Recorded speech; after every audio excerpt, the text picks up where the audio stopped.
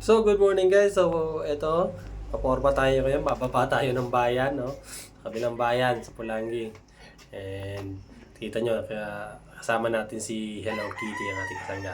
Punta tayo ng bayan, hindi para magtinda ng candy guys, kundi para bumili ng vaccine.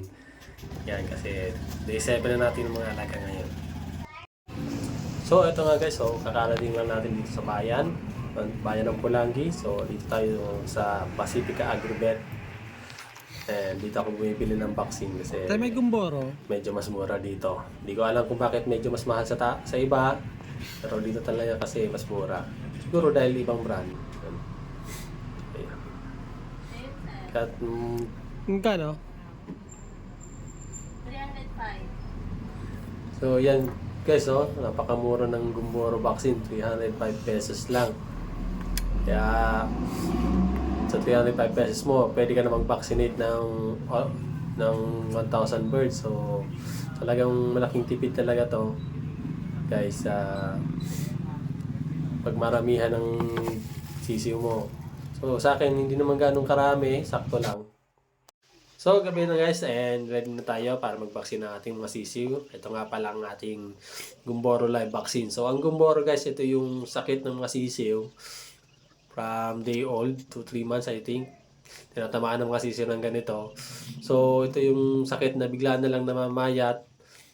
Numinipis yung mga sisiw natin, nununoy ang paa, bagsak ang pakpak. So, yun ang Gumboro guys. So, wala siyang symptoms ng sipon or kahit na ano pang ibang sakit. Basta, nanghihina na lang ang mga sisiw natin, then namamatay. So, yun ang Gumboro guys. Lahat, hindi naman lahat namamatay sa Gumboro, pero mas okay na rin na mag-vaccine tayo para maiwasan yun, para bawas ang casualty natin. Yan.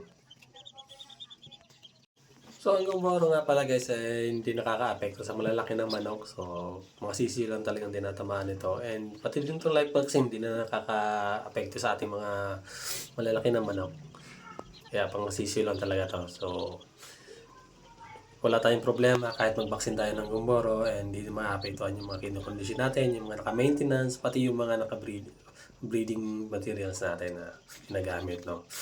So, ito ngayon, maliliit pa yung mga sisiw natin, kaya pa naman mag-isa. Pero sa susunod siguro, kaya kailangan na ng katuwang.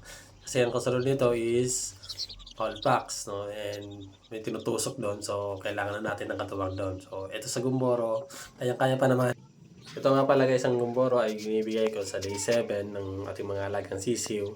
Pwede rin kayo magbigay ng second dose or third dose, depende sa inyo. Pero ako kasi sa experience ko, 1 dose lang and okay naman, hindi na tinatamaan ng Gumboro ating mga sisiw. So, hindi na ako nagbibigay ng second dose. Siguro pag may second batch, pagbigay ko ng first dose sa second batch, pwede ko rin gawing second dose yun para dito sa first batch. Kaya, yan, medyo mas matipid and mas matibay yung mga sisiw natin. Pag ganun. Then kinamagahan po guys, ay magbibigay tayo ng ating vitamin supplements dahil itong ating mga sisiw ay magkakaroon ng stress na dahil dito sa ating pagbabaksin and may stress sila, so magbibigay tayo ng vitamin supplements para mabilis ang kanilang recovery and para maganda ang vaccine response. Magbibigay tayo ng ating mga supplements tulad ng Progen C and ang ating Excellence C na gagawa ng Tatak Excellence. Yan, maraming salamat po sa Excellence sa mga napakagandang produkto. Subok na magaling.